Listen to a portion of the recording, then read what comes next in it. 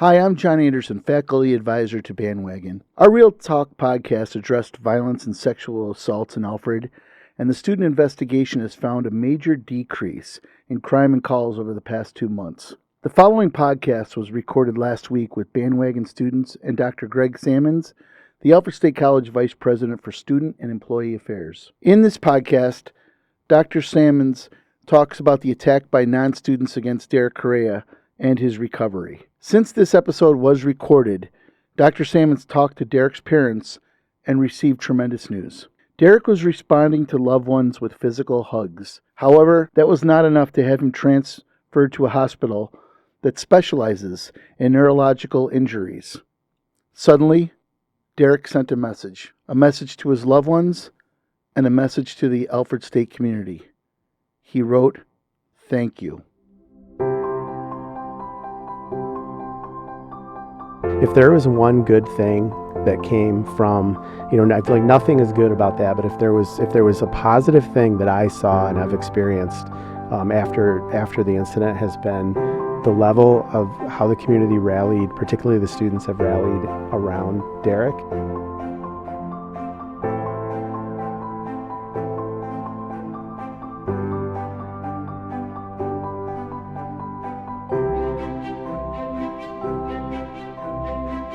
Derek's mom has asked me to just express how thankful they are for everyone that has done anything. As a result of this note, Derek is being transferred today to a new hospital, which Dr. Sammons says means his prognosis is no longer stable, but improving. And now enjoy our podcast. We did have to experience a very difficult tragedy at the beginning of the semester, but we've made improvements towards the end. So going into the winter break and then coming back early spring semester, what can we expect to see to continue this decline in calls and violence?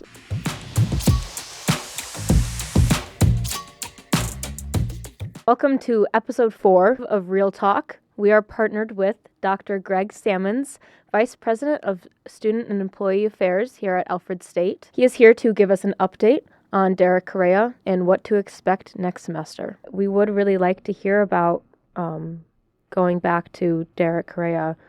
What is his current position? I know I've had a lot of people ask about that, and we talk about like doing different things on and off campus, but this is unfortunately a student who's not on campus anymore.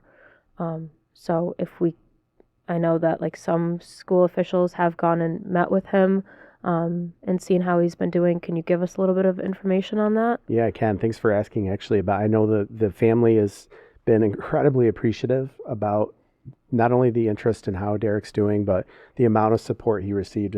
If there was one good thing that came from, I feel like nothing is good about that, but if there was a positive thing that I saw and have experienced after the incident, has been the level of how the community rallied, particularly the students have rallied around Derek.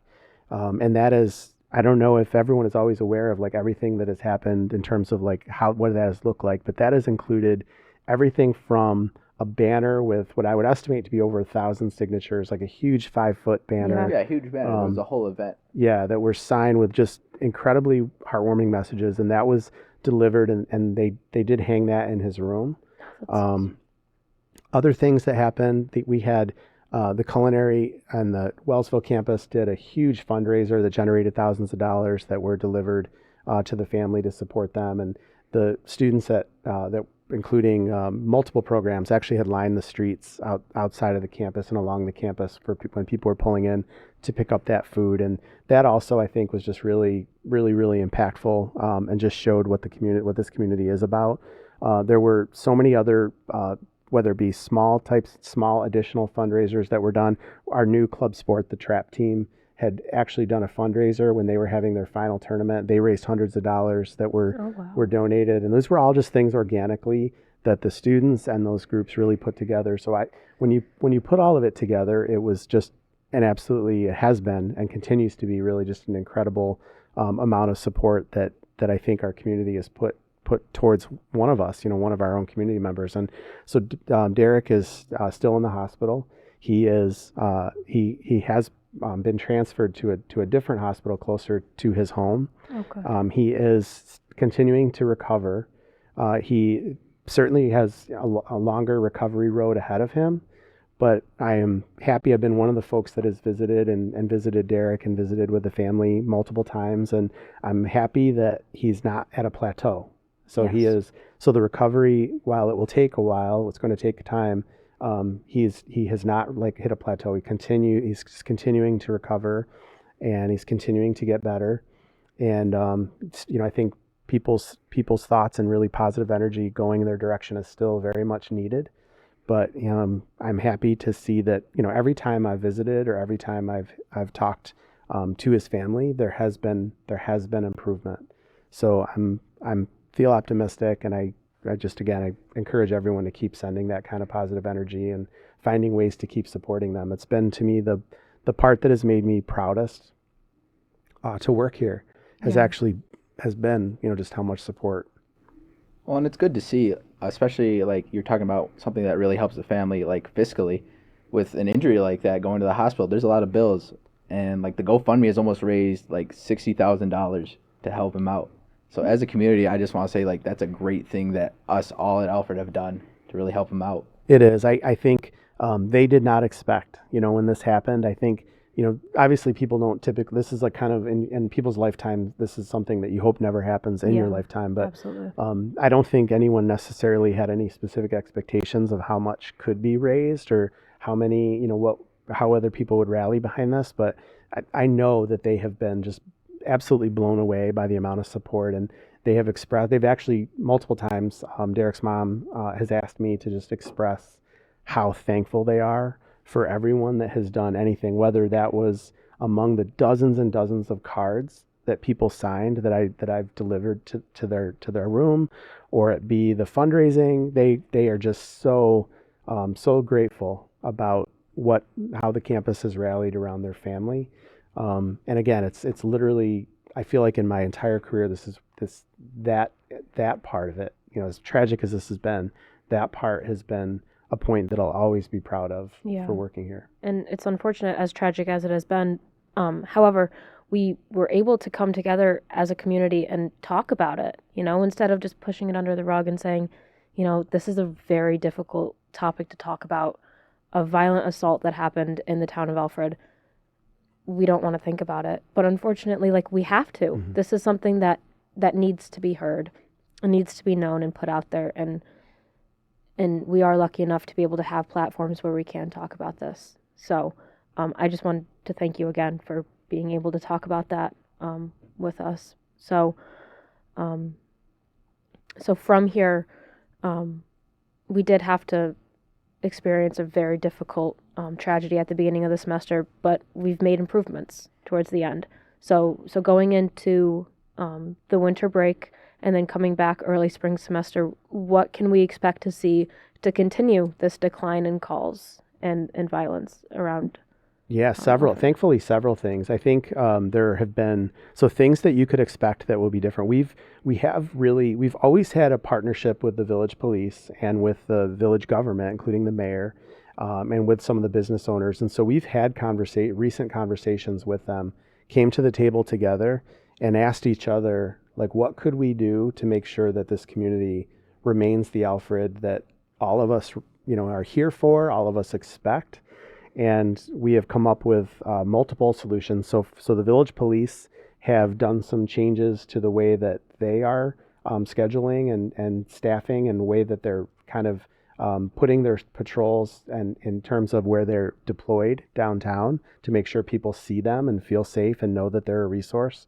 I feel like that's a big thing that we bigger police presence. But it's so evident, you can see it, and just them being around. I know we mentioned in earlier episodes right outside of GJ's, because that's where a lot of things happen. Yeah, it's a hub. It is a hub, unfortunately, but now we see a greater police presence out there. Yeah. Sorry to cut you off. No, that's okay. Yeah. The other things that they're not necessarily direct, but I think they're complementary to things that are happening. We will have a anonymous phone line where students or anyone could report something that they see that is unsafe or is making them uncomfortable, and or they think that it could become something bigger, but don't necessarily want to provide, for whatever reason, they're uncomfortable about providing their full information, but they want to kind of just tip off that, hey, this looks like this could turn into something unsafe. Can you tell us where we can find that? So that actually will be announced very, very, very soon. But I will tell you that it's going to be kind of, if you were to use your phone and you were to dial 587, it's going to become 2666, which is going to spell Anon, like ANON. Oh, okay. And that's going to allow people it's going to basically kind of cut off the caller ID features that would otherwise just display, oh, it's, Maddie is calling from phone number such and such. It'll filter that out and allow someone to make a more anonymous call.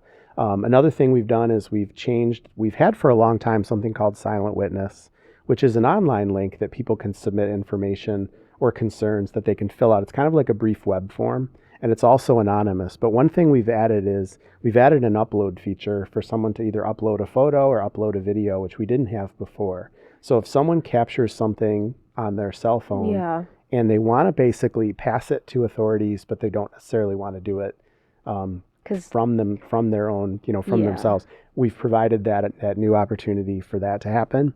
Another thing we're doing is we're adding, one of the things that I think is important is how people feel.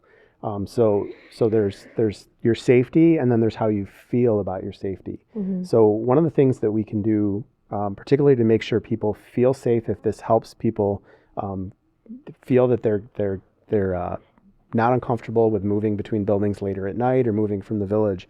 We're adding safety ambassadors to our university police department. They will be students, and they will have the ability to do safety walks where they can escort people to the campus. They'll also be visible. And so that's going to be students working with university police. I'm aware that not all, students don't always want to walk with a uniformed police officer between buildings. Some people do. And that's okay. Whether you want to be, whether you want to have an escort from a police officer, or you'd prefer that to be with a student, I'm totally good with either one. If it helps you feel more comfortable, I think they're both great. Absolutely. So we want to add that resource as well. So that's something also that can be expected coming into the spring semester. And I'm not sure if students know a whole lot about these, but the yellow emergency posts around campus, those are still active, right? They are, yeah. So if you see a blue light bulb, they're considered emergency blue light phones. A lot of college campuses have those, and they're tested every month, and they work just fine. So if a student ever saw one of those and had any kind of something that was making them uncomfortable, by hitting the button, you're immediately connected with the dispatchers and university police, and you could just describe, hey, could I get assistance, because whatever the situation was. I used to give tours on campus, and this is something that I mentioned. These yellow, blue emergency posts, it's a service within the SUNY system. You can press the button on it, and an officer will be there in 60 seconds for you. So that's extremely great response time out of them. Well, the more you know, right? As a exactly. student, That's what we need. There's a lot of realities of the situation that, though it is freak, it's here. It's here. And we want, it's a really big position for you. We want students to be able to have that college experience. But when we deal with unfortunate situations and incidences of violence, we kind of gear away from that, and we start to go back and we hide in our rooms and we settle into a routine. But when we know that there are resources to help us feel safe in doing these activities that we want to be doing, it makes that experience that much easier, right? And I think that even conversations like this are important, having some real talk around safety, because it's the concept of our personal safety is maybe thankfully something we all kind of, I think, can take for granted at times. We don't think about it, which is 100% a luxury, that we don't have to be thinking about it. And then when something that is so random, I felt, what happened with Derek, so random and violent that it rattles, and it really makes us question, what is my level of safety? And so it can unhinge a lot of people. Yeah, it really makes people really question things that they've held, just kind of taken for granted, that this is a safe place, a very safe village, very safe campus. I can do whatever, walk whenever I want by myself. It's not and I think it causes people to kind of reflect for a minute about is that true? Is it? And while I feel confident saying that, yes, we have a safe campus, and There was a randomness to this that, was, really unfortunate and involved people that were not from our community. But, that things like that can happen anywhere. So even, whether it be, you name the little town, you name it, you name the campus, something like this can happen.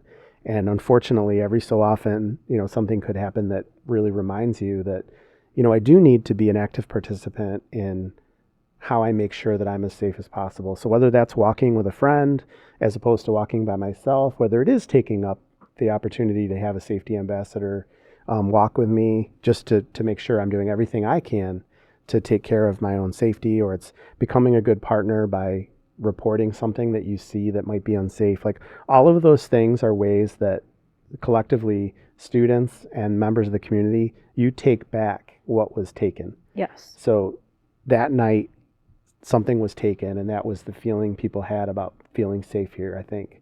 And what I'm seeing is people are taking that back. You're taking back the feeling of safety that you want to have by living here and attending here. Through all of these things put together, I think the community has decided, like, no, we want Alfred State to feel like home and feel like we want to feel safe in our home. And so that's what I feel. I have felt that the students have decided, no, we're gonna take over making sure that this place matches what it is we want. And that response was so quick. It was almost like it was one day where we kind of felt off, and then it was right back to, this is my home. This is where I belong. Because if something like this happens, we're going to revert right back to taking it back over. This is where I belong. This is my community, and we're going to fix it. So that was an amazing response to see, not only from the village of Alfred and the entire Alfred State community, but also officials. So thank you for that.